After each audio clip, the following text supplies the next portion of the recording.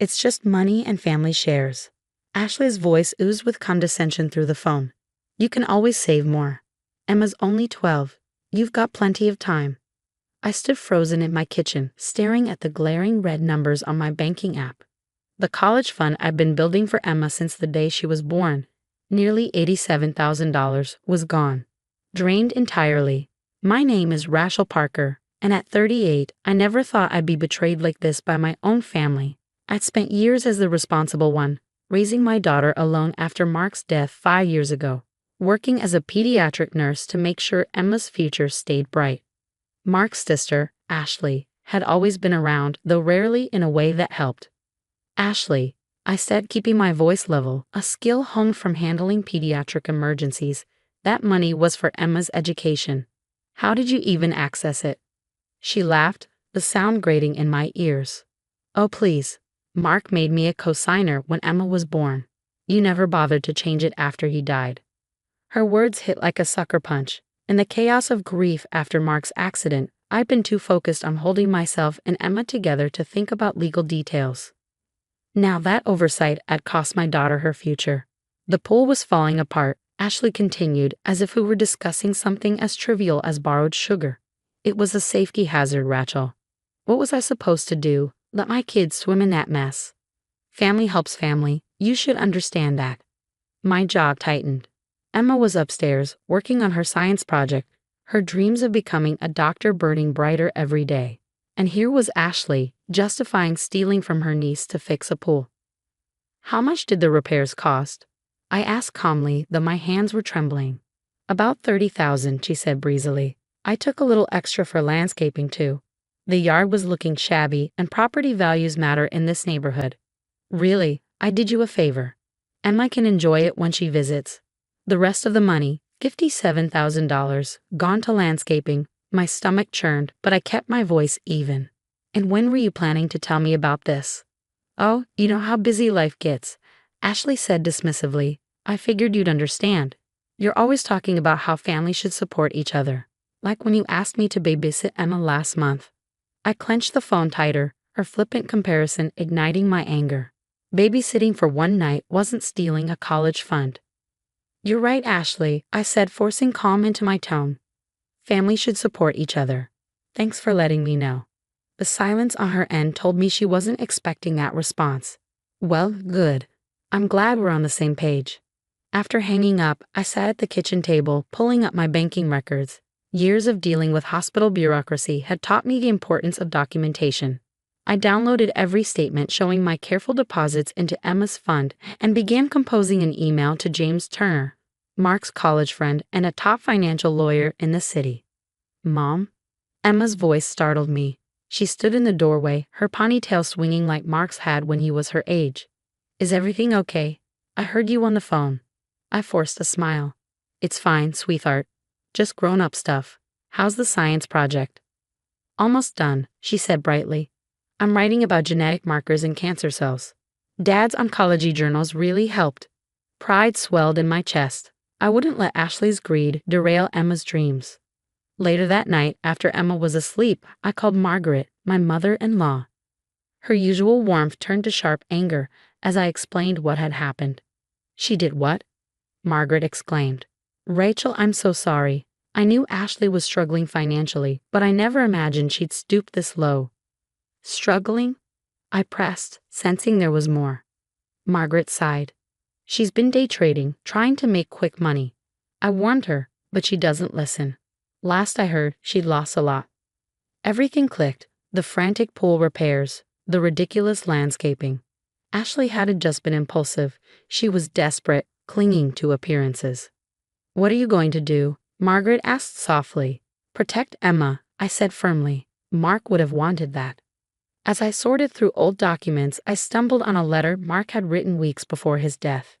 In it, he'd expressed concern over Ashley's growing financial instability and his intention to remove her as a co-signer on Emma's fund. He just hadn't gotten the chance. I forwarded the letter to James, adding it to the growing case file. Then I transferred every penny from my savings, meant for a future home, into a new secure account for Emma's education. A house could wait. Her future couldn't. Ashley's text arrived as I was wrapping up. The kids love the pool. You and Emma should come over this weekend to try it out.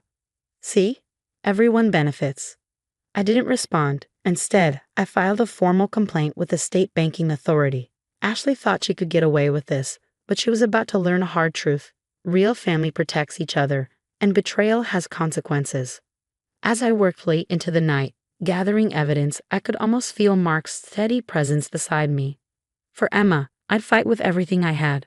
The next morning, an email from James turned my coffee sour. Ashley hadn't just drained Emma's college fund. She'd also tried to access Mark's life insurance policy 2 months ago. The insurance company had denied her request, but the attempt was well documented. This establishes a clear pattern, James wrote. We can use this to show premeditated financial exploitation. I've drafted a cease and desist letter, but I recommend we move quickly on legal action. The longer we wait, the harder it may be to recover the funds. I was drafting a reply when the doorbell rang. Standing there, dressed in designer sunglasses and a strained smile, was Ashley. Rachel, I thought I'd stop by to discuss the pool in person. Emma should really come see the finished project. Her contribution made all the difference. Her casual tone, as if this were about a bake sale donation instead of stolen money, made my stomach churn. Come in, Ashley, I said, masking my irritation.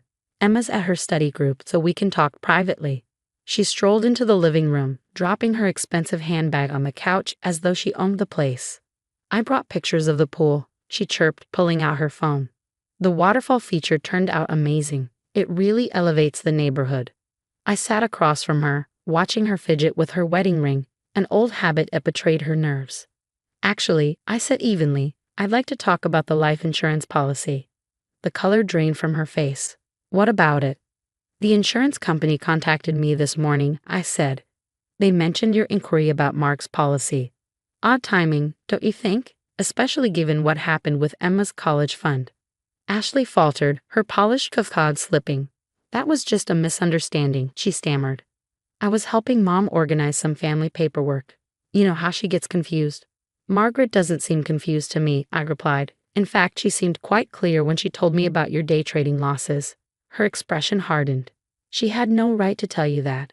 It's none of your business. It became my business when you stole from my daughter to cover your gambling debts. Day trading isn't gambling. Ashley snapped, standing abruptly. And I didn't steal anything. Mark would have wanted to help me. He always helped family. I thought of Mark, how hard he'd worked to build Emma's college fund, determined to give her opportunities he never had. Mark wanted to protect his daughter, I said, pulling out a letter I'd found among his things. In fact, he was planning to remove you as co-signer before the accident. He knew he couldn't trust you with Emma's future. Ashley's hands trembled as she snatched the letter, her face pale as she read it. This doesn't mean anything, she muttered. He didn't actually make the changes. I had every legal right to access that account. Having access doesn't make it right, I said, my calm cracking into controlled anger. You didn't just steal from me or Emma. You betrayed your own brother's trust. Oh, stop being so dramatic, she scoffed, but her voice wavered. It's just money. I'll pay it back eventually. With what? I asked, my tone cutting. Your failed trades, or will you steal from someone else? Her face flushed. You're just jealous because I'm trying to create something better for my family. That pool adds value to our home. It's an investment. An investment you funded with your niece's future, I shot back. Well, I've made an investment too. I hired James Turner to handle this legally. She froze at the mention of Mark's lawyer. James? You involved James. I did. This isn't going away, Ashley. Either you return the money voluntarily or we'll let the courts decide. It's your choice. Ashley grabbed her bag, her composure crumbling. You're making a huge mistake, she spat. Think about what this will do to the family. I am thinking about family, I said firmly, specifically my daughter's future. After she stormed out, my phone buzzed with a flood of texts. Ashley had already started spinning her narrative, portraying herself as the victim of my so-called vendetta. But I was done playing nice. I forwarded James's email to Margaret, along with the documentation of Ashley's attempted fraud. The family group chat exploded within the hour. How could you do this to Emma? Margaret's message cut through the noise. Your own brother trusted you to protect his daughter, not steal from her. Ashley's responses grew increasingly frantic. It wasn't stealing. I was going to pay it back.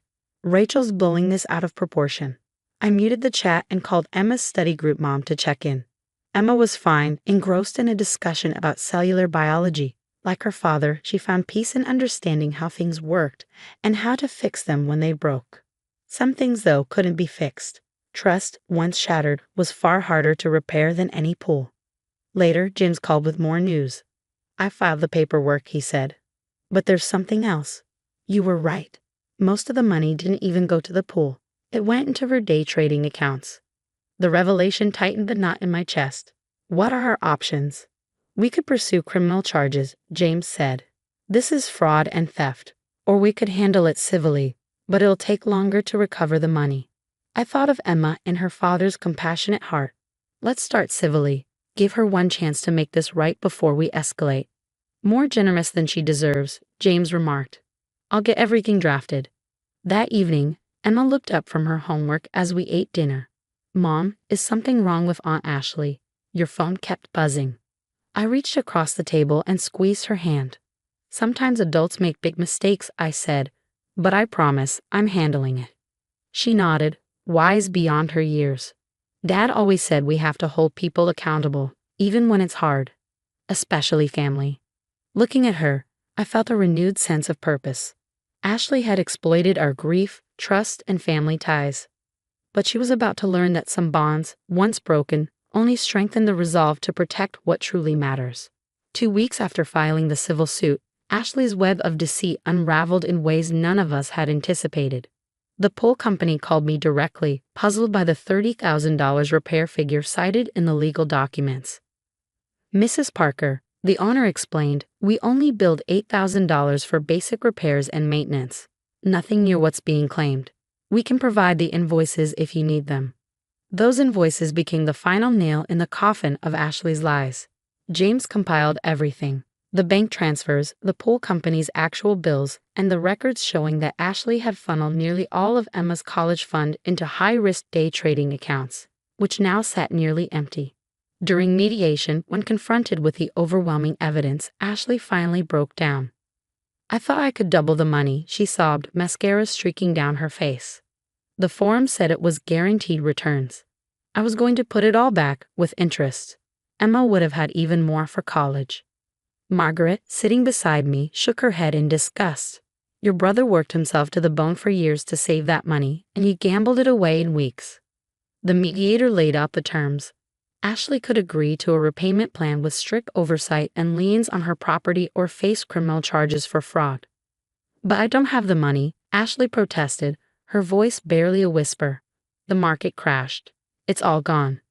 Then sell the house, Margaret said coldly. The one you're so proud of with its pool and landscaping. Downsize, get a job. Do whatever it takes, but you will make this right. Under the final agreement, Ashley and her husband had to sell their house, using the equity to repay most of Emma's fund. The remaining balance would be deducted from her wages once she found employment. She was also required to attend gambling addiction counseling. It's more than she deserves, Margaret told me afterward. But Mark would have wanted us to give her a chance to fix her mistakes even now. The day Ashley moved out of her house, Emma and I drove past. The four SALE signs stood in sharp contrast to the pristine pool that had set this nightmare in motion.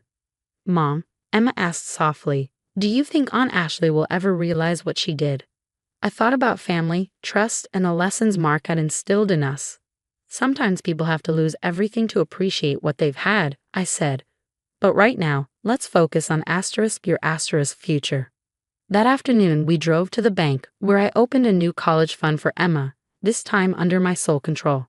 As I transferred my savings, the deposit I'd planned for our dream house, Emma looked up at me, alarmed. Mom, you don't have to give up your dream house for me. I hugged her tightly, her hair still smelling faintly of the shampoo she used since she was little. Sweetheart, you are my dream. The house can wait. 6 months later, Emma stood on stage at the State Science Fair, accepting first place for her research on genetic markers. As she smiled at the crowd, I noticed a familiar figure in the back of the auditorium, Ashley. She lingered quietly, watching Emma with a mixture of pride and regret before slipping away unnoticed. That evening, a letter arrived from Ashley. Rachel and Emma, I can never undo the harm I caused. But I want you to know I'm working on becoming someone worthy of being called family again. Counseling is helping me understand why I made the choices I did. Mark would be so proud of Emma, and so ashamed of me. I hope one day you can forgive me, but I understand if you can't. Ashley. I showed the letter to Emma, letting her decide how to respond. After a thoughtful pause, she said something that reminded me so much of Mark. It took my breath away. Everyone deserves a second chance, Mom, she said, but maybe not a second chance at handling money. I laughed, holding her close, knowing that whatever the future held, we had emerged stronger. Emma had inherited her father's best qualities, his wisdom, his compassion, and his unshakable sense of right and wrong. The college fund is slowly being rebuilt, and while Ashley still has a long road ahead in earning back our trust, I've learned what truly matters. It's not the money in our accounts, but the values we carry in our hearts, and the determination to protect what truly counts.